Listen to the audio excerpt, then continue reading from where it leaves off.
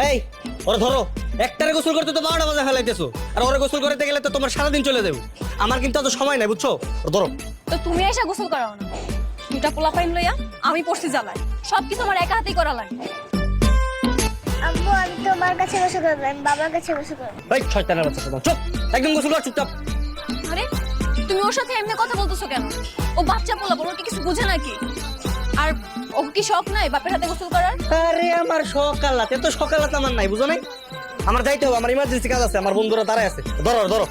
হ্যাঁ, তোমার জীবন জীবন, আর আমার জীবন তো কিছু না, তাই না? 3 বেলা খাওয়ানো গোসল করানো আমি আর কিছু পারুম না, সবকিছু তুমি একা হাতে কইরা লইবা।